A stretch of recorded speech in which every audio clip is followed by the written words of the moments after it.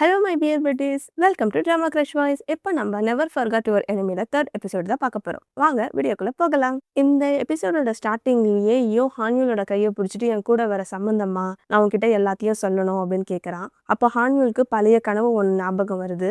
அந்த கனவு தான் உங்களுக்கே தெரியுமே, நம்ம ஹான்யூல் யோ கிட்ட உனக்கு என்ன பிடிக்குமான்னு கேட்க, அதுக்கு எந்த ஆன்சருமே பண்ணாமல் நான் உன்னை லவ் பண்ணுறேன்னு சொல்லிட்டு கிஸ் பண்ணியிருப்பான்ல, அதுதான் இவனுக்கு ஞாபகம் வருது. இப்போ நிஜத்துலேயும் அதே மாதிரி பண்ண வர அவனை தள்ளி விட்டுட்டு நீ என்ன பண்ற அப்படின்னு கேட்டுட்டு அங்கேருந்து ஓடி போயிடுறான். அவன் பின்னாடியே ஓடி போகையே வா நம்ம டேட்டுக்கு போகலாம் அப்படின்னு கத்திக்கிட்டு ஓடி போகிறான். அப்படியே அங்கேருந்து கட் பண்ணால் ஒரு நைட் ஆயிடுது. நைட்டு ஒரு காட்டுக்கு நடுவில் தான் இவங்க 2 பேரும் எங்கேயோ போயிட்டு இருக்காங்க. ரொம்ப தூரம் இவங்க நடந்து போயிட்டே இருக்கிறதுனால ஹான்யூல் ரொம்ப டயர்ட் ஆயிட்டான். கிட்ட கேட்குறான், நம்ம எங்கே போகிறோம் அப்படின்னு கேட்க, அது சொல்ல மாட்டேன், இன்னும் ஒரு 30 மினிட்ஸ் தான் வா அப்படின்னா, என்னது மறுபடியும் 13 மினிட்ஸா, என்னால் முடியாதுன்னு அவன் ரொம்ப டயர்டாக அவன் கையை பிடிச்சிக்கிட்டு நடந்து வரான். ஹான்யூல் கிட்ட கேட்குறான், இந்த இடம் பார்க்கறதுக்கே ஒரு மாதிரி இருக்கே, இங்கே எதனா அனிமல் வந்துடுச்சுன்னா என்ன பண்ணுறதுன்னு கேட்க, அதுக்கு யோவும் அவனை பார்த்து பின்னாடி பாரு அப்படின்னு சொல்ல அவளும் திரும்பி பார்க்கறான். ஹான்யூல் திரும்பி பார்க்குறப்போ அவன்கிட்ட கத்த இவனும் பயத்தில் அவனை கட்டி பிடிச்சிக்கிறான். அதுக்கப்புறம் தான் தெரியுது அவன் ப்ராங்க் பண்ணான்னு. அதுக்கப்புறம் உனக்கு என்ன பைத்தியமா, உனக்கு என்ன என்கிட்ட சாகணுமா, ஹான்யூல் கத்திக்கிட்டே இருக்கான். அதுக்கு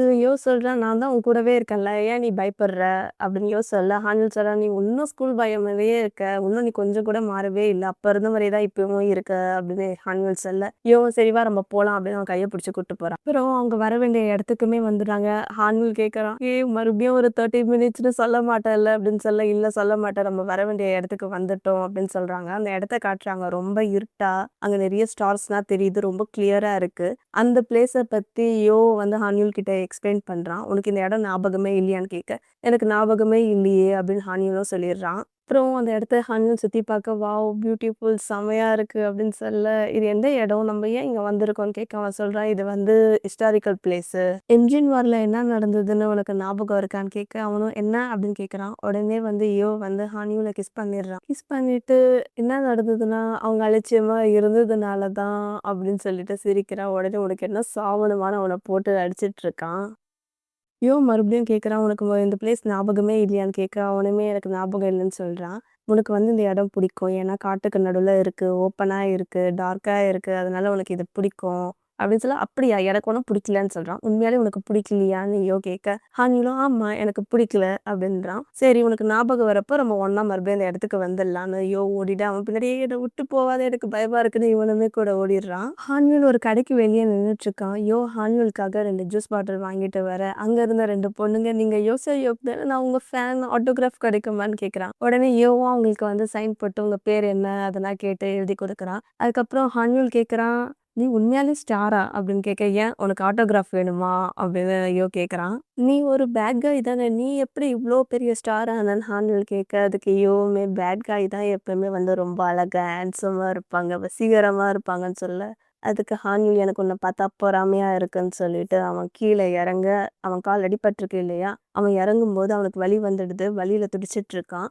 உடனே வா நம்ம ஹாஸ்பிட்டலுக்கு போகலாம், நீ நல்லா இருக்கியா அப்படின்னு கேட்க, நான் நல்லா தான் இருக்கேன், நான் வீட்டுக்கு போகணும், வா வீட்டுக்கு போகலாம் அப்படின்னு ஹான்யூல் சொல்லிடுறான். அவன் காதில் ஒரு சவுண்டு கேட்குது, கொயின்னு சவுண்டு. அவனுக்கு ஆக்சிடென்ட் ஆயிடுச்சு இல்லையா, அந்த இன்சிடென்ட் தான் அவனுக்கு ஞாபகத்தில் போகுது. அவன் ஹாஸ்பிட்டலில் இருக்கிற மாதிரியும், அவங்க அம்மாவும் சிஸ்டரும் அழுகிற மாதிரியும், அங்கே இருக்கிற மாதிரியும், அது மாதிரி விஷயம் தான் அவனுக்கு ஞாபகத்துக்கு வருது. அப்போ யோவை பார்த்து இவன் கோவப்படுற மாதிரி காட்டுறாங்க. இப்போ ஹான்யூல் கிட்ட, நான் சொல்றதை கொஞ்சம் கேளு அப்படின்னு சொல்ல, அவனும் கோவமா, என்ன சொல்லணும், உன்னால தான் எனக்கு இந்த நிலைமை, நீ ஒரு கொலைகாரன் அப்படின்னு சொல்லிட்டு அப்படியே ப்ரெசென்ட்டுக்கு வராங்க. அவங்க காரை விட்டு இறங்க, நீ ஓகேவா அப்படின்னு மறுபடியும் கேட்குறான். நான் நல்லா தான் இருக்கேன் அப்படின்னு அவன் முடியாமல் காரை விட்டு இறங்கி வீட்டுக்குள்ளே போகிறான். ஹான்யூல் நடக்க முடியாமல் தான் போகிறான். அவனுக்கு ஹெல்ப் பண்ணலான்னு கிட்ட போய் அவன் கையை பிடிக்கலான்னு போக, அவன் அதையுமே தள்ளி விட்டுட்டு இவன் பாட்டுன்னு போகிறான். உனக்கு என்ன ஆச்சு அப்படின்னு கேட்க, எனக்கு என்னன்னா உனக்கு என்ன அப்படின்னு கேட்குறான். நீ ரொம்ப கன்ஃபியூஸ்டாக இருக்க, ஆனால் இது பெரிய பிரச்சனை இல்லைன்னு சொல்ல. என் லைஃப்பில் இப்படி நடந்தது பெரிய பிரச்சனை இல்லையா அப்படின்னு இவங்க 2 பேரும் மாற்றி மாற்றி சண்டை போட்டுட்டு இருக்காங்க. அவன் கத்த இவன் கத்த, ஆனால் இவங்க 2 பேரும் சண்டை போடுறது க்யூட்டாக தான் இருக்குது. ஹான்யூல் வருத்தத்தோட ஆனால் கோவமாக அவன்கிட்ட சண்டை போடுறான். எனக்கு திடீர்னு 29 வயசுன்றீங்க. அதுவே என்னால நம்ப முடியல. 10 வருஷம் நான் மெமரி லாஸ் ஆயிருக்கேன். என் கால் அடிபட்டுருக்கு. என்னால டென்னிஸ் விளையாட முடியாது. இது எல்லாரும் ஈஸியா எடுத்துக்கோங்க, ஈஸியா எடுத்துக்கோங்கன்னா, என்னால எப்படி ஈஸியா எடுத்துக்க முடியும்? நீ ஒரு ஸ்டார் தானே! நீ எதுக்கு என்ன மாதிரி ஒரு ஊனமற்றவங்க கூடலாம் வாழற? அப்படி இப்படின்னு இவன் பேச அவன் வார்த்தைய பார்த்து பேசுறான். அவனும் ஒரு பக்கம் கத்துறான். இவன் ஒரு பக்கம் கத்துறான். அப்புறம் கோவத்துல வந்து என்ன பண்றான்னா, இவன் ஒரு பொருள எடுத்து தூக்கி போட, அவங்க 2 பேரும் எடுத்துக்கிட்ட ஃபோட்டோஸ் கீழ விழுது. அது கூடயே ரிங் இருந்திருக்கும். அதுவுமே வந்து கீழ விழுந்துடுது.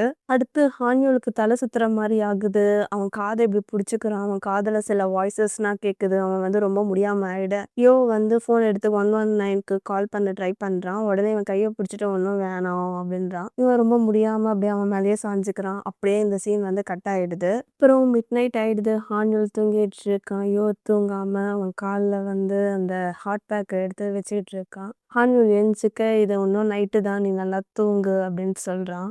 அதுக்கு ஹான்யூல், "எனக்கு இதுக்கு முன்னாடி இது மாதிரி ஆயிருக்கா?" அப்படின்னு கேட்க, அதுக்கு யோ சொல்றான், "ஆமா, நீ ஸ்ட்ரெஸ்ல இருக்கும்போது உனக்கு எப்பவுமே இது மாதிரி தான் ஆகும்" அப்படின்னு யோ சொல்லிடுறான். "ரொம்ப நாளா உனக்கு இப்படி ஆகாம இருந்தது.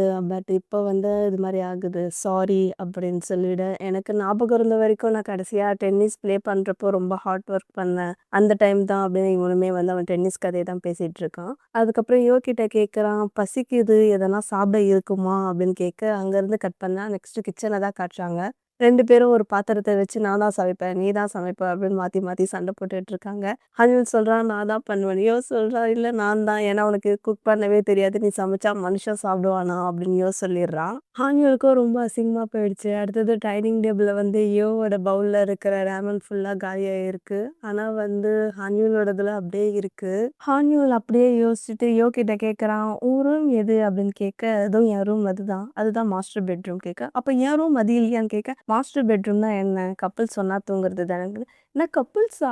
ஆமா, நம்ம 7 வருஷமா ஒண்ணா தான் தூங்கிட்டு இருக்கோம். என்னது 7 வருஷமாவா? அப்படின்னு ஹான்யூல் கேட்குறான். அதுக்கு யோவும், ஆமா, இந்த 7 வருஷத்துல ஒரு நாள் கூட நீயும் நானும் தனியா தூங்குனதே இல்ல. ஒண்ணா தான் இருக்கோம் அப்படின்னு சொல்ல, இன்னும் பைத்தியக்காரத்தனமா இருக்கு. அதெல்லாம் முடியாது. நமக்குள்ள பவுண்டரி செட் பண்ணியே ஆகணும். இனிமேல் இதுதான் என் ரூம், அது உன் ரூம் அப்படின்னு ஹானிவல் சொல்ல, அதுக்கு யோ என்ன அப்படின்னு கேட்குறான். ஏன்னா நான் தான் பேஷண்ட், அதனால எனக்கு தான் இந்த ரூம் அப்படின்னு சொல்லிட்டு ஹானிவல் அங்கேருந்து போயிடுறான். அப்படியே யோவை பார்த்து திரும்பி, ஏய், தூங்குறதுக்கு முன்னாடி இந்த பாத்திரத்தெல்லாம் கழுவிடு அப்படின்னு ஹானிவல் சொல்லிட்டு மறுபடியும் அவன் தூங்க போயிடுறான். அடுத்த நாள் காலையில் ஆயிடுது. ஹானிவல் எங்கேயோ கிளம்பி ரெடியாக வர, நேற்று நடந்த சண்டையை பற்றி தான் யோசிச்சுட்டு இருக்கான். எப்படி மோசமான பையனாக இருப்பான் பாரு, நான் யாருன்னு நான் என் சொந்த காலில் முன்னேறி காட்டுறேன் பாரு அப்படின்னு சொல்லிட்டு அவங்க அம்மாவுக்கு கால் பண்ணுறான். அம்மா, இது மாதிரி நான் காஃபி ஷாப்க்கு போறேன் அப்படின்னு சொல்லிட்டு அடுத்தது காஃபி ஷாப்க்கு தான் போறான். இவன் போயிட்டே இருக்கும்போது இவங்க பின்னாடி இருந்து யாரோ பார்க்குறாங்க. அது யாருன்னு தான் தெரியல. ஹானில் காஃபி ஷாப்க்கே வந்துடுறான். அந்த காஃபி ஷாப்ல இருக்கிற பையன் வந்து ஹானில வெல்கம் பண்றான். "இன்னைக்கு இதான் உன்னோட ஃபர்ஸ்ட் நாளு. நான் வேலையெல்லாம் பார்த்துட்டு அழுதுட மாட்டியா?" அப்படின்னு கேட்க, "நான் அழமாட்டேன். ஆனா என்னை விட உன் மூஞ்ச பார்த்தா தான் ரொம்ப அழுவுற மாரி தெரியுதே" அப்படின்னு கேட்க, அதுக்கு அந்த பையன் சொல்றான், "உனக்கு எப்படி தெரியும்னு?" கேட்க, "அதெல்லாம் பார்த்தாவே தெரியுது. அதான் உன் முகத்துல எழுதி ஒட்டி இருக்கே" அப்படின்னு ஹானில் சொல்றான். அப்படியே வந்து அழுகுறதும் வந்து கெட்ட விஷயம்னு சொல்ல முடியாது. அதுவும் நல்ல விஷயம் தான் அப்படின்னு இவங்க 2 பேரும் அப்படியே மொக்க போட்டுட்டு இருக்க, "சரி, சரி, நீ இந்த ட்ரெஸ்ஸ போட்டு வா, நம்ம வேலைய ஆரம்பிப்போம்னு" அந்த பையன் சொல்லிடுறான். அப்புறம் ஹானியூலுமே வந்து அந்த காஃபி ஷாப்ல ஒர்க் பண்ற மாரி ட்ரெஸ் போட்டு வர, காஃபி மிஷின காட்டுறான். "இதுதான் மிஷினு. இங்க அத போடணும், இங்க இத போடணும். அப்படி பண்ணா தான் காஃபி வரும்" அப்படின்னு சொல்றான். அதுக்கப்புறம் ஹானியூலுமே வந்து ஒரு காஃபி போடுறான். அங்க வந்து டேபிள் முன்னாடி வந்து ஹானியூல் போட்ட காஃபி, அப்புறம் அந்த பையன் போட்ட காஃபி 2 காஃபி இருக்கு. "இது 2த்தையுமே நீ டேஸ்ட் பண்ணு" அப்படின்னு அந்த பையன் சொல்ல, ஹானில் ஃபர்ஸ்ட்டு அவன் போட்ட காஃபிய எடுத்து வாயில வைக்கிறான். வாயில வச்சோனே அவன் வாய் இஷ்ட கோலத்துல போது. கண்றாவியா இருக்கு. வாயிலே வைக்க முடியல போல. அடுத்தது அந்த பையன் போட்ட காஃபிய சாப்பிடுறான். "வாவ்! இது ரொம்ப நல்லா டேஸ்ட்டா இருக்கே" அப்படின்னு பேசுறான். அங்கருந்து கட் பண்ணா யோவோட அந்த ஆஃபீஸ தான் காட்டுறாங்க. அங்க இருக்கிற மேனேஜர் வந்து ஒரு கான்ட்ராக்ட்ட மாரி காமிச்சு, "இது மாதிரி நீ நல்லா எழுட்ட தெரியுமா? உன்ன வந்து அமெரிக்கா சீரிஸ்ல வந்து கூப்பிட்டாங்க. நீ அதனால நீ யுஎஸ் போணும். நீ பெரிய ஸ்டார் ஆயிட்ட" அப்படின்னு சொல்ல, அதெல்லாம் இவன் காதுலயே வாங்கிக்காம, "என்னாலலாம் அமெரிக்கா போ முடியாது. அவனுக்கு உடம்பு சரியில்ல. நான் வந்து அவன் கூடவே தான் இருக்கணும்" அப்படின்னு சொல்றான். அவரு வந்து, "ஏய், நான் என்ன சொல்றேன்? நீ என்ன சொல்றேன்னா?" "என்னால அமெரிக்காலாம் போ முடியாது சார். நான் வந்து ஹானியல் கூட தான் இருப்பேன். அவனலாம் பார்த்துக்கணும். அதுதான் இப்ப முக்கியம்" அப்படின்னு அந்த சார கொஞ்சம் கூட மதிக்காம இவன் பாட்டுன்னு போயிடுறான். அந்த சார், "ஏய், ஏய், ஏய்" அப்படின்னு கூப்பிடுறாங்க. "நீயாச்சும் உன் வேலையாச்சு போயா, எனக்கு ஹானியல் தான் முக்கியன்ற" மாரியே ரொம்ப பண்றான். அங்கருந்து கட் பண்ணா ஹான்யூலோட கடைய தான் காட்டுறாங்க. ஒருத்தன் டேபிள துடைச்சிட்டு இருக்கான். ஹான்யூல் மாப் போட்டுட்டு இருக்காங்க.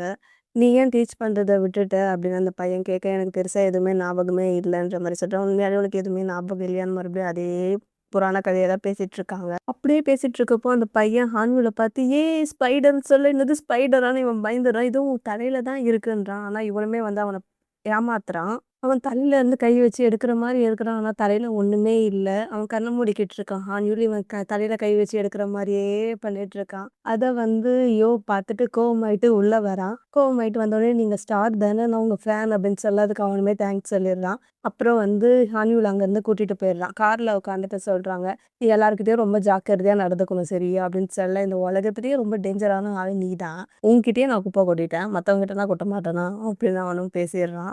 அதுக்கு முன்னாடி ஒரு சீன் வந்தது மிஸ் பண்ணிட்டேன். அவன் கார்ல போயிட்டு சைலன்ட்டாவே இருந்தான் கைஸ். இவன் வந்து "என்ன?" அப்படின்னு கேட்க, "ஒண்ணும் இல்ல" அப்படின்னான். உடனே இவன் கையில இருக்க லாலிபாப்ப எடுத்து அவன் வாயில வைக்க, உடனே சிரிக்கிறான். அதுக்கப்புறம் தான் வந்து, "நீ அந்த பையன்கிட்ட உஷாரா இருக்கணும்னா" அப்படின்னு சொல்ல அந்த கான்வர்சேஷன் போது. ஓகேவா? அடுத்த நாள் காலையில ஹான்யூல் அவங்க அம்மா வீட்டுக்கு போக சோஃபா மேல படுத்துக்கிட்டு, "வாவ்! இப்பதான் நிம்மதியா இருக்கு, கம்ஃபர்டபுளா இருக்கு" அப்படின்னு படுத்துட்டு இருக்கான். உடனே அவங்க அம்மா பார்த்துட்டு, "என்ன மறுபடியும் அவன் கூட சண்டை போட்டியான்னு?" கேட்க, "என்ன? இதுக்கு முன்னாடி அது மாரி ஆகியிருக்கான்னு?" கேட்க, "ஆமா. நீ எப்பவுமே அவன் கூட சண்டை போட்டா தான் இங்க வருவ" அப்படின்னு அவங்க அம்மா ஒரு கதைய சொல்றாங்க.